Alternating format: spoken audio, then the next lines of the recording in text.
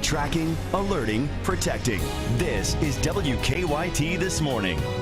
Now at 6 a.m. on your Tuesday, a man is found dead inside a Lexington car wash, and his death now considered a homicide. Today is a first alert severe weather day. We're tracking the potential of strong and severe thunderstorms and maybe some flash flooding. I'll get you up to date here in just a moment. It's a showdown for Kentucky's U.S. Senate race. We have highlights of their only televised debate. And why Big Blue Madness will make some viewers mad this year. Those stories and more. Breaking news as it happens. Coming up on WKYT This Morning. Top of the morning to you and welcome in. It sure is rainy out there this morning as we start off Tuesday, October 14th. I'm Bill Bryant. And I'm Rebecca Smith. Put us a little bit back this morning because of that rain. Right, and you need to plan for that. It'll delay you. We are tracking strong, potentially severe storms headed for our area this morning, but really it's the issue of the rain. It's the biggest thing we're watching. Yes, slowly rolling into the bluegrass. We have declared a WKYT First Alert Severe Weather Day to keep you best up to date on all this. Meteorologist Jim Caldwell tells us when these storms will arrive. Looks like guys will start firing off more thunderstorm activity later on today into the afternoon and evening. Right now, we're just covered up with the green and the yellows, which indicate moderate and occasionally some heavy rainfall out there across central and southern Kentucky. That's the primary zone right now. And we've got some of those darker shades of green as well here in Lexington, meaning we've some decent rain coming down out there. Down to our south we go in toward Rockcastle County and Laurel County, where we find some of those moderate and occasionally heavy showers a little more widespread, and also close to the Kentucky and Tennessee state line through Whitley County, and a little there. Looks like it's trying to stretch over into Knox County. We'll see a little bit of this start to ramp up toward the afternoon and evening, as I said, and that could be when we get in on some strong or severe storms. I'll get you the latest forecast coming up in just a few minutes. Jim, thank you, and we'll see you then. And those storms that are headed our way have already caused a lot of damage to our south and west. The National Weather Service confirms 2 tornadoes hit Arkansas yesterday, one about 150 miles southwest of Little Rock. It killed a man and injured his wife and 3 children. The second tornado touched down about 30 miles south of Little Rock. A woman in Alabama also died when storms knocked a tree down on her house. Remember, we can help you track storms on WKYT.com. You can take control of the First Alert Defender. You can also download the WKYT app for your iPad or your smartphone. Well, this morning at WKYT, we are tracking a death investigation in Lexington. The Fayette coroner says a man's body was found inside an old and abandoned car wash. The discovery was made last night at the Premier Car Wash on New Circle Road between North Broadway and Russell Cave. Investigators say it appears the man's death was not an accident. WKYT's Whitney Wetzel's live in Lexington with all the latest details. Good morning, everyone. An autopsy is scheduled for later today to try and figure out exactly how this man died. His body was found around 7:30 last night at the Premier Car Wash on West New Circle. Now, you may remember it used to be called Mr. Sparkle, but it's been closed now for several months. So far, there are a lot of unanswered questions about this situation. Investigators are still in the preliminary phase, so right now the coroner has not released any specific details about the man's injuries or when the man actually died. However, because of the man's injuries, the coroner says they are investigating his death as a homicide. We haven't been able to move him just in order for us to collect a lot of evidence. Our forensics team is here from the police department doing that right now. Once we're able to move him, hopefully I'll be able to see his wounds better to try to determine the exact cause of death.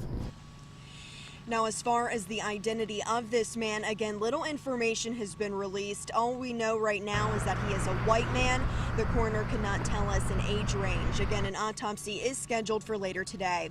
Live in Lexington, Whitney Wetzel, WKYT. New on WKYT this morning, we're tracking a crime alert after an armed robbery in Lexington happened just after midnight at Laredo and Walden Drive. The victim told police that 2 men came up to him, shoved a gun in his face, and stole his cash, phone, and beer. Police do not have a good description of the two suspects. Happening today, a man accused of killing a toddler will be making his first court appearance. Joseph Adams is charged with murder. State police say he injured 13-month-old child last week at a home in Junction City, causing the child's death. Adams is to be arraigned today in Boyle County. New this morning, a southern Kentucky man is in jail accused in a stabbing. Whitley County deputies arrested Roy Thomas. They say he stabbed a man in the leg earlier this month off Highway 25 in the Cane Creek area. Thomas told police that he stabbed the man in self-defense, but he's charged with assault and terroristic threatening. A traffic stop helped police arrest 4 people suspected of dealing drugs. State police say they found David Ellis, Matthew Parton, Nicole Pritchard, and David Moss headed north on I-75 in Scott County. Each one is charged with 2 counts of trafficking drugs. Ellis also faces several traffic-related charges. Well, it was a showdown in Kentucky's U.S. Senate race last night. A very closely watched race across the country. Republican Senator Mitch McConnell and Democratic challenger Allison Lundergan Grimes faced off in their first and likely only debate of this campaign. WKYT Sean Moody is at our live desk with a recap of the debate. Sean, it was lively. Yeah, it certainly was, but not a whole lot of new information. This was likely the only time, as you said, Kentucky voters would get to see Grimes and McConnell go head-to-head. In the end, the candidates didn't cover a lot of new ground, sticking mainly to the points we've heard in ads and stump speeches over the past several months. The two met at KET's studio for the debate. There were lots of supporters outside the building. There was no audience allowed inside. Grimes and McConnell debated jobs, coal, the minimum wage, the Affordable Care Act, and the role of government. Grimes accused McConnell of being out of touch with Kentuckians, creating gridlock, and trying to buy his way to re-election. McConnell said Grimes is inexperienced, an automatic vote for President Obama's policies, and said she's not what she seems. She's made major efforts to try to deceive the people of Kentucky about her own views and where she's likely to go if she were to get there. Senator McConnell's 30-year record, it's gridlock, it's obstruction, it's extreme partisanship that's cost this nation a 16-day government shutdown. Now, again, this was the only scheduled debate before the November 4th election. Several organizations have proposed other debates, but this is the only one both candidates agreed to. At the live desk, Sean Moody, WKYT. Sean, thank you. And Grimes will be getting more high-profile help this week in her campaign. Former U.S. Secretary of State Hillary Clinton will be in Kentucky tomorrow to stump for Kentucky's U.S. Senate candidate. She'll be holding a rally for Grimes at the Kentucky Convention Center in Louisville. The tickets are free. The Kentucky Democratic Party is giving those out at their offices in Frankfort. If you're one of the many in the Big Blue Nation without a ticket to the basketball team's first official practice of the year, then listen up to this. For the first time in 20 years, Big Blue Madness will not be airing on local TV. Instead, ESPNU will do live look-ins during the Friday night practice. If you want to watch Big Blue Madness in its entirety, you will only be able to find it online on ESPN3. There will be a link set up from ukathletics.com on the front page, and it'll push fans to ESPN3. If you're still not sure how it works, we have got you covered. Just head over to our website, WKYT.com.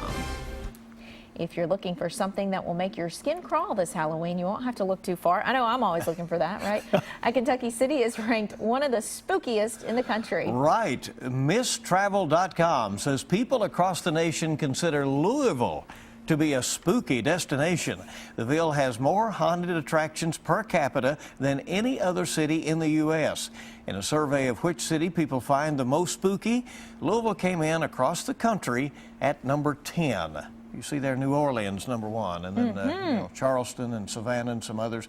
But Louisville making a showing there, spookiest city. All righty. Hey, it's just down the road. That's right. Time this morning is 6:08 on WKYT with that rain continuing to fall. Let's check now to see how traffic is moving on those rain-soaked roads. Here's Officer Don with our first check on live drive traffic. Don, good morning. Good morning. Of course, the roads are rain-soaked, as Rebecca just said, and that's going to have an impact for us this morning. We just checked the interstate. Be real careful if you plan to drive the interstate this morning for standing water, and watch the exit ramps. As we get a look outside to show you what's happening right now, live look at I-75-64 through that northern split. Inbound for Sells Road, check that past the airport, and we're good to go there for now. Harrodsburg Road through the crossover, no delay just yet, and Nicholasville and Man-O-War is one cycle of the light on our Waze map. Just watch a couple of stalled cars cars, but no wrecks. Live drivers reporting it's a smooth ride in on the circle so far. Now back to you. All right, Don, thank you very much. And Officer Don Indiana on 98.1 The Bull with a lot of fun and music this morning for the drive-in. Hey, it's good to have you with us on WKYT this morning. We have a lot more news coming right up. Feast your eyes on this record-setting pumpkin. So anyone hungry for pie yet? I don't know, but I'm starving, by the way. It's 6 o'clock in the morning and I haven't had breakfast, so yeah, pumpkin sounds great right now. Showers, thunderstorms coming our way. We're starting to fire off a very small line west of here, and that could be coming into play later today. I'll show you exactly what I mean coming up.